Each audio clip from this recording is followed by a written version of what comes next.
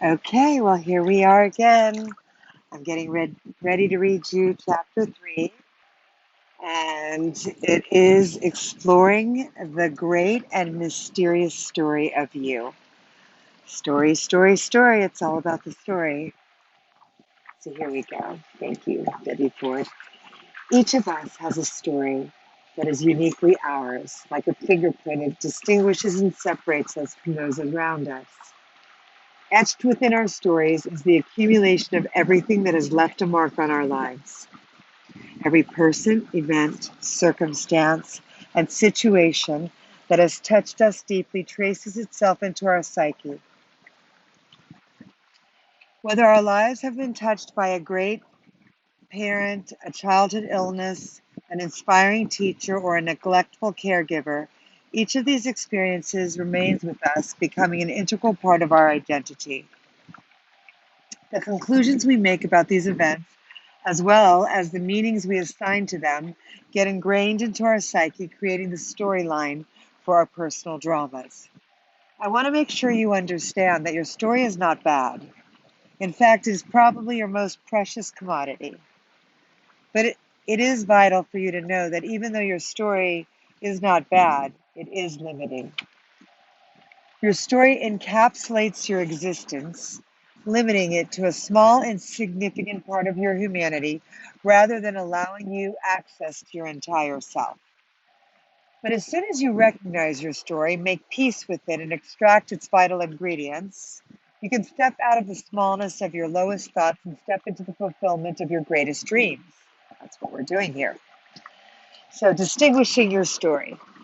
Our stories contain the collection of feelings, beliefs, and conclusions that we have been accumulating and dragging around our entire lives. Because our stories are heavy, because they live inside our egos, and our egos are almost always serious.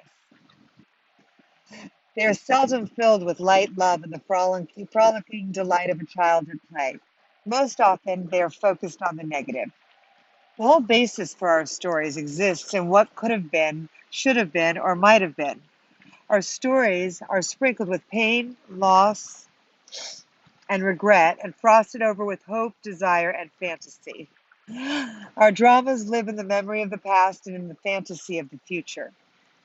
Every negative thought about the past that enters our minds lives inside our stories, as do all our feelings of loss and hopelessness. Our fantasies about the day this happens or when I finally reached my goal, that lives inside our stories too. Rarely do our stories show up in the present moment when we are simply being with what is. Like shadows, our stories follow us around wherever we go, hiding the truth of who we are. They are never far out of sight, but they can only be seen when they are examined in the light of day. It's kind of like a riddle. So recently, Debbie had led, this is when she was writing this, a weekend workshop as part of the 7-month integrative coaching program. And she had a slumber party on the second night, like a pajama party. And with 60 of us curled up in PJs and preparing for a fun-filled evening of story time. She was wearing her favorite Mandarin Chinese pajamas, while others came clad in flannels, night dresses, and house coats. Some of the men sported oversized t-shirts and boxer shorts with cute little prints. Since the focus that evening was to be on distinguishing and sharing the individual personal dramas of everyone, she wanted to create a light and uplifting atmosphere to offset the seriousness that most attached to their stories. We take our stories so seriously, she explained, because we believe they are the truth. The purpose of the pajama party was to explore and expose both our stories and the shadow beliefs that hold our dramas in place. So she asked everyone to close their eyes and try to remember a time when they were small, before the age of 5 or 6, when they felt lost, alone, sad, or scared. A time when something happened that jarred their reality. She asked them to notice whatever event came to mind and explained to them that this incident would, even though they might not understand its significance, hold a clue to the theme of their personal drama. She shared with the group what came up for her the first time she did this process. The incident that popped into her mind was a scene in front of her house that she lived in when she was 3. She could see many people running around, looking behind bushes and talking secretly to one another. She was standing by the side of the house, huddled in a corner next to the wall. Someone had just robbed a store in their neighborhood, and the police thought the man had run through their yard. Her entire family and many of her neighbors were all excitedly looking for clues to help in capturing this criminal. She stood scared and separate from the crowd. No one seemed to notice her. She felt like she was caught in a world that she had no part in. All she could see through her young 3-year-old eyes were a bunch of grown-ups not caring about where she was or what she was doing. Unknowingly, she had made a critical decision that day that would forever alter the way she perceived herself and others.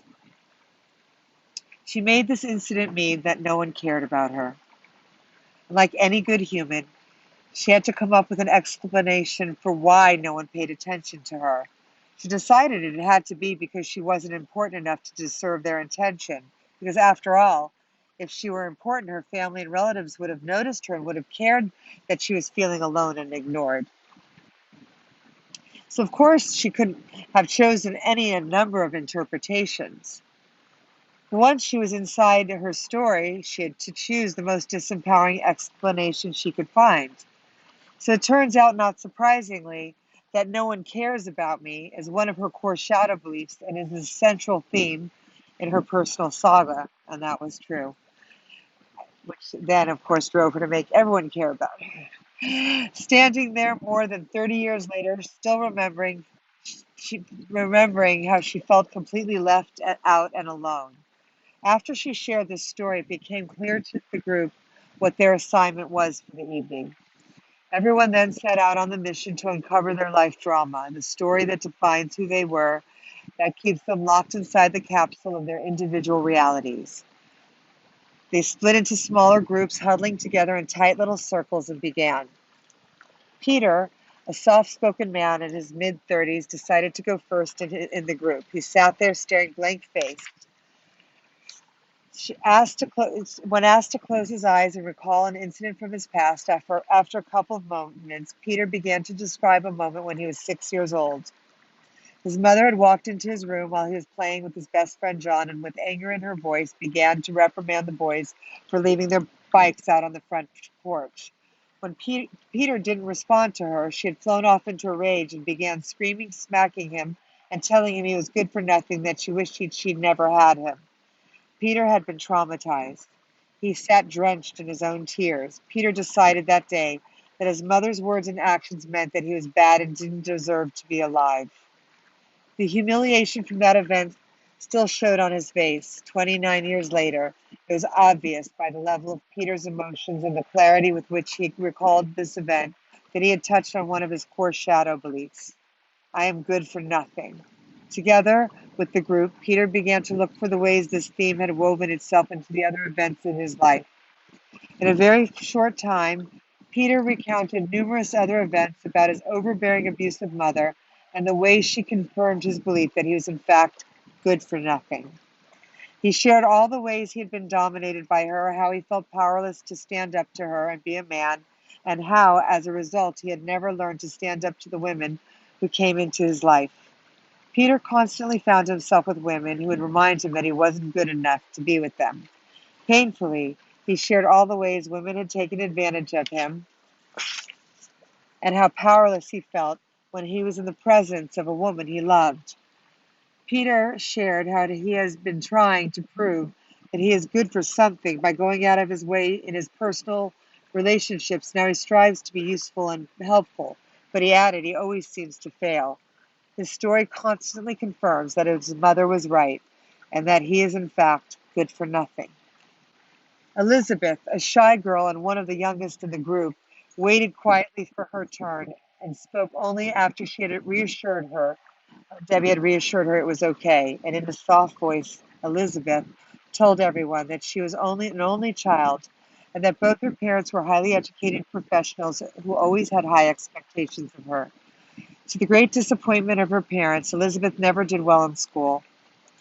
Even the best tutors couldn't help Elizabeth bring her grades up to par, and when she was 17, she received the crushing news that she hadn't been accepted to the college her parents had chosen for her. Elizabeth made that mean there is something wrong with me. And this shadow belief became the theme of her life story. She felt like a failure and resigned herself to the fact that her life would never amount to anything. Since she had already decided she wasn't smart enough to win her parents' approval, she'd opted out of going to college and focused all her attention on getting married and starting a family. But after 3 years of trying to get pregnant, Elizabeth was told by doctors that she couldn't conceive a child. Again, she was faced with the overwhelming feeling that there was definitely something wrong with her and that she was a disappointment to her husband and to herself. The stories went on and on. The more of them we heard, the clearer it became that each of us was living according to the shadow belief that had become the theme of the stories. We were spending our time creating events and situations that allowed us to act out the themes of our dramas. It didn't matter how much pain surrounding the stories or what we chose to make the events of our lives mean, one thing was universal. The major themes, always, although slightly different, all wept. There is something wrong with me. I'm not good enough. My life doesn't matter. The common song was poor me, poor me, poor me. As the night went on, we began to extract the shadow beliefs that infiltrated all our personal stories. Until that night, most of the people sitting there had held these beliefs to be the truth rather than what they were, shadow beliefs that had become the main storyline of their dramas. Thus, Peter's I'm good for nothing theme and Elizabeth's there's something wrong with me over the last 10 years have led thousands of people through the shadow process, which is the 3-day shadow process that Debbie Ford created. And doing so, discovered that there are three main shadow beliefs shared by virtually every human being. And these beliefs are I am not good enough, I don't matter, and there is something wrong with me. There's also a common list that are countless variations on these beliefs. And I will give you this list, but here is the list, which I've already started and we went over. The shadow beliefs that you can identify as your core belief that serves as the theme of your story. So these are the different themes. Nobody likes me. I don't belong. Something's wrong with me. I'm too stupid. I'm too incompetent. I'm unwanted. I'm not enough. I'm a doormat. I'm not special. I'm unworthy. I'm undeserving. I don't matter. I'm unimportant. I'm inappropriate. I'm inadequate. I'm insignificant. I'm useless. My life doesn't make a difference. I'm a nobody. I'm damaged. I'm rotten. I'm a mistake. I'm bad. I'm not okay. I'm incomplete. I'm flawed. I'm unlovable. I'm a failure. No one cares about me. I can't trust anyone. When our shadow beliefs are triggered, they reinforce our stories, proving to us how accurate and true our dramas really are. Even every thought we think triggers an emotional response in our bodies, and when we are living inside our stories, we have access to a very restricted range of emotions. Here are some of the feelings that live inside our stories: resignation, lack, deprivation, resentment, victimization, loneliness, anger, blame, shame, despair, hopelessness, sadness, fear, guilt, jealousy, envy, regret, self-pity, and self-loathing. Each of us telling our stories that evening could see how these emotions had been their constant companions. In the safety of our pajama party, it was easy to see how small we had chosen to make ourselves. Although there was some good in all our stories, in the group of 60 people, there were few stories that screamed, "Look at me, look how great I am," or "Look at what an extraordinary human being I turned out to be." There were few stories that were guided by love, compassion, or contentment. Even though many of the people in the group had accomplished amazing things and were highly regarded in their fields, their stories were not of bigness and greatness, but rather of the fear of a child who had bought into a lie about who they were and what they were capable of. What came out on that night was that all their loss and despair, all that was lacking or missing in their lives, the consistent message that each of them gave off was, if only. If only we had different partners, lovers, friends, bodies, brains, or luck. If only we had a better education or a more supportive family, we would be the people we were most desired to be. All of us could see how we had given up our greatness and our power in some area of our lives in order to stay locked inside our stories. All of us could see particular areas of our lives where our dramas played themselves out. Some of our stories revolved around our careers. Others enacted our dramas on the stage of our relationships, families, or finances. Some of our dramas showed up in our emotional states or our physical bodies. Often our dramas overlapped into 2 or 3 areas of our lives. But the point that was made on that glorious night was that at some point in time in all of our lives, we stepped out of the world of infinite possibility and stepped into the world of our own limited reality. This is where our troubles began and our limitations originated. And that's why we're here to do this work. Many people could identify the story they had created as a child, but had a difficult time seeing the impact of that story on their lives today. A few people shared that their lives were completely void of drama. Their story was that they didn't have any drama or any story. Donna, a clinical psychologist, said that she had a great life. She had 2 kids and a thriving practice and was perplexed at how the whole idea of the story related to her. Debbie asked her to tell her a little bit about her life. She said, well, I had a great mother and father. I had a good childhood and everything is fine. In fact, I've always been the rock of our family, the one who everyone calls for reassurance. I've always been the voice of sanity. At that moment, their eyes met and Donna heard her own words. They were, more or less, exactly the same words she had uttered thousands of times before to describe her life. They fell out of her mouth automatically.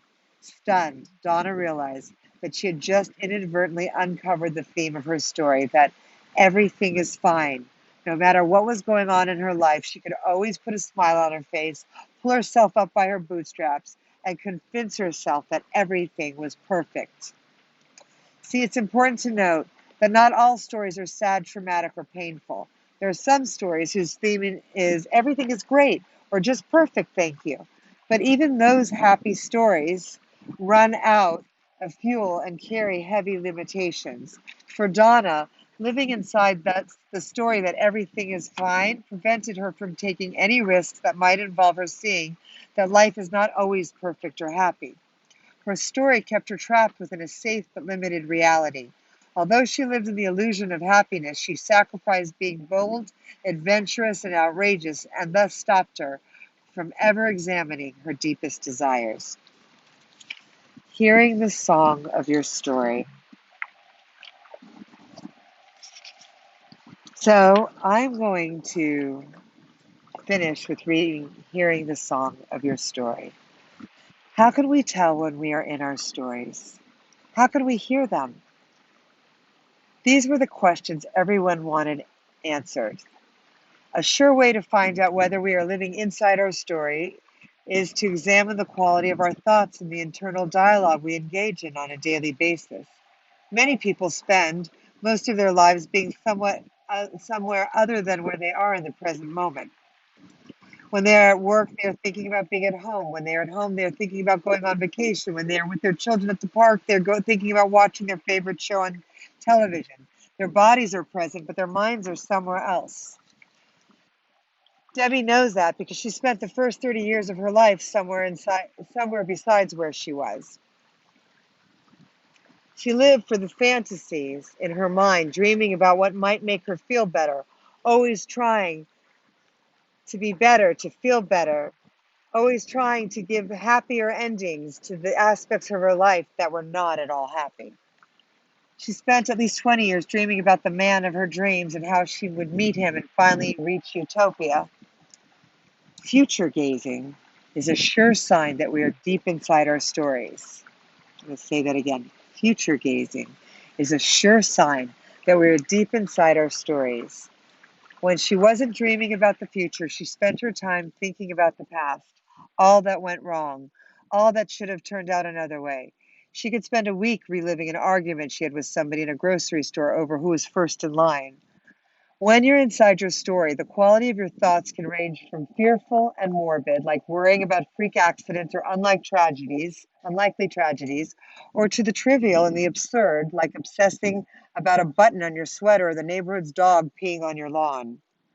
When we are in our stories, we never think a thought just once. We don't think, I would love to have a great relationship and leave it at that. We think, oh, I hope he comes soon. I hope he doesn't have an ex-wife. I hope he's kind and loving and will buy me a ring. I hope he doesn't burp out loud or stink up the bathroom. we might dream about lying on the beach in Hawaii, looking better than we've looked in 10 years and having passionate, fulfilling sex. Then we think, I hope he doesn't hurt me. I hope he's not like that last lying jackass. And then we think about the last creep we had a relationship with, and off we go on a tangent about how badly we've been wronged and how much better we would be doing if we hadn't gotten involved with that person. Inside our stories, we rethink the same thoughts and stories over and over. Future, past, future, past, future, past, past, past, past. It goes on, and it's tireless. It is often so painful that the only way our minds can deal with the pain is to daydream or dwell in the past. So here's the great thing, like your unique recipe that Debbie came up with, meeting your shadow box. All this internal dialogue goes on inside what Debbie called the shadow box, the container that holds the ongoing, never-ending internal dialogue that lives in your mind. Imagine the loudest boombox that ever disturbed your peaceful time at the beach. Now put that inside your head. This will give you a sense of the disturbing noise of your shadow box. Your shadow box is filled with every thought you've ever suppressed, all your judgments, all your righteousness, all your unprocessed emotional wounds, and all your shadow beliefs. Your negative internal dialogue is like psychic indigestion. Until you digest all the unconscious thoughts and feelings that live within your psyche, you will continue to live in the noise and discomfort of your shadow box. Stop for a moment and listen to the thoughts in your mind. Now allow your attention to drift into a project that isn't getting done or a relationship that is not working out. Now listen again. By this time, you should be clear about what your shadow box is. Our shadow box lives inside our stories and goes with us wherever we go. They constantly whisper to us all our flaws, all our disappointments, and all our inadequacies. Our shadow box lets us know what we really think about ourselves while we are inside our stories. While our intuition tries desperately to get our attention, more often than not we turn away, pledging our allegiance to our shadow box. That familiar voice that loves to remind us of our failures, our inadequacies, and our self-imposed limitations. A couple of years ago, Debbie gave a lecture to 100 people in the ballroom of a large hotel. When it began, everyone was completely spread out around the room. Then suddenly the fire alarm went off. A loud voice came over the loudspeaker, and a repeating taped message began. I was there. This is amazing. This is the fire marshal. The fire alarm has been engaged. Please go to the exit door closest to you. You must exit immediately. This recording will not be turned off until you leave the building. Since this was the third time the alarm had gone off that day, no one in the room was too concerned. The ballroom was on the ground floor, and everyone was sure we would be able to flee if, in fact, there was a fire. At that point, we only had 45 minutes left together, and we decided to gather closely on one side of the room so we could hear each other speak and so she could finish her lecture. As the fire marshal's message repeated itself over and over, she had to raise her voice so everyone could hear her. Even though they were more interested in what she was saying than in what the recorded message was repeating, they couldn't help but be distracted. Then the thought occurred to her that this recording was a splendid example of how torturous our internal dialogue was. She was supported by the divine creator in that moment that synchronistically brought that together. She asked the group, how many of you would choose to listen to this tape all day long for the rest of your lives? How many of you would buy a little box that repeated this recording and listen to it while you work, while you're out on dates, or when you're watching a movie? Would any of you deliberately put a box like this and carry it? Would any of you desperately buy a box like this and carry it with you wherever you go, clutching it onto it for your dear life? Of course, everyone said no. She stayed quiet for a few minutes so that everyone could once again listen to the tape recording, repeat its all important message, then look deeply into everyone's eyes. She asked, how many of you spend more than an hour of a day listening to the internal chatter that goes on and on inside your head? Everyone sat quietly, getting a glimmer of what she was talking about. Everyone could see that every day they wasted a large part of their precious energy listening to the repetitive tape that plays over and over inside their minds, saying things like, that wasn't very good, that wasn't very smart, you shouldn't have said that. What is she talking about? Why don't they turn off the recording now? Or might be babbling on with, I didn't pay all this money to come to a lecture and listen to this alarm all day. I wish she'd just get to the point. Or maybe you wake up to next to your husband and in your mind you hear, why doesn't he brush his teeth before he has his coffee? If he would just earn enough money, I wouldn't have to work so hard. Maybe your shadow box spits out things like, no one cares what I think. I'm so alone. No one wants to be my friend. Or maybe you didn't finish yesterday's project on time and your shadow box thoughtfully reminds you, look what you did this time. You really blew it. You're just like your father. But what is most disturbing is that no matter how many times you've heard it before, you still listen. You listen again and again, actually listening, actually taking that voice seriously. How many of you have spent thousands of hours listening to that box in your mind? Maybe you've even avoided going to a party or having fun in some other way so that you could stay home and listen to that box. Some of you have stopped yourself from pursuing a better position or going back to graduate school, basing your actions solely on the feedback you've received from your charming little shadow box. Someone suggested that Debbie invent a shadow box for $14.95. She'll program your internal dialogue so you can listen to it every day. You can carry it with you wherever you go, or it can act as a talking alarm clock. We could do an app for it today. We don't even need to do the box. We call it your shadow box.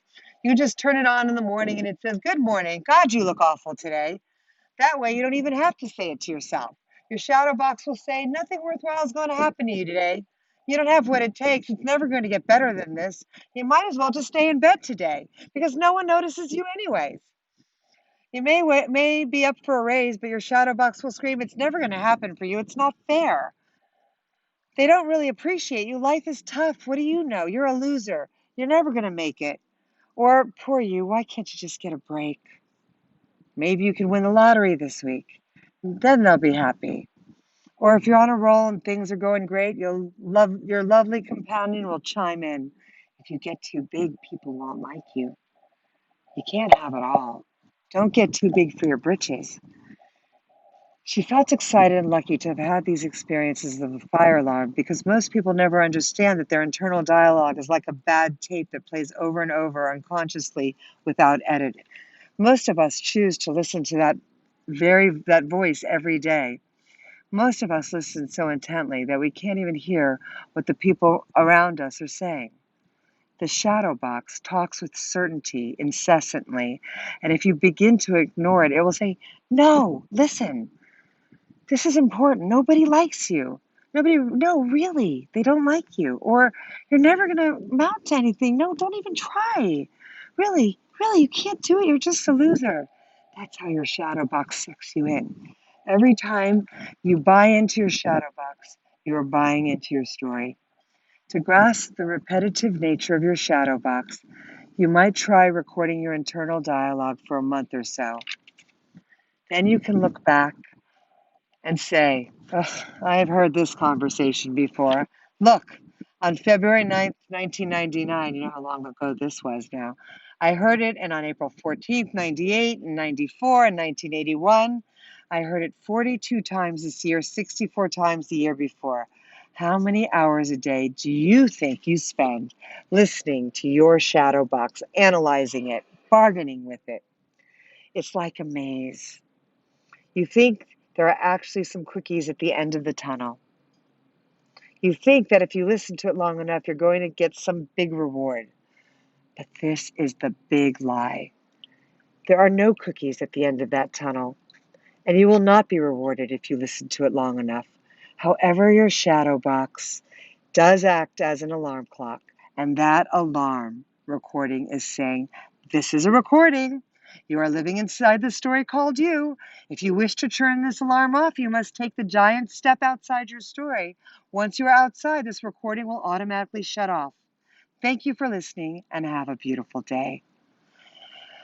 Long after the hotel's fire alarm had been disabled, we sat and laughing at our shadow boxes, which had now been taken out of the shadow of our consciousness and shared and spread out like a giant buffet of inner dialogues to be viewed by the whole entire group. Everyone could see how protective they felt about their shadow boxes, as if exposing their negative chatter constituted some sort of grand betrayal. Most people could see that they held their inner dialogue as unique and special. No one dared admit how similar their messages of their shadow boxes were to those of the people sitting around them. Most of us, if not all, had spent a good portion of our lives trying to quiet our shadow boxes, and as far as we could tell, all of us had failed. We had tried pacifying them, bargaining with them, and manipulating them. Some had tried suppressing and drugging them, anything to shut them up so that we could finally be free to enjoy our lives, so that we could step outside the never-ending predictable stories of ourselves. Chances are you have spent years striving to alter, rework, or correct, adjust, and fix your story, unaware that you have any other choice. The goal here, and Debbie's goal, is to offer you another choice. One that rests on the understanding that you are not your stories. Any of them. You want to see that although you have many stories, many shadow beliefs, and an overly talkative shadow box, all of these come bearing great gifts intended to propel you outside your story and to the greatest expression of yourself. All of them are there for you to learn from and then to use to deliver your unique contribution to the world. We promise you that the life that you are striving for lives beyond what you know and far beyond the limitations of your story. So the contemplation for the week, the deeper truth is that you have a story, but you are not your story. The deeper truth is that I have a story, but I am not my story. And so it is.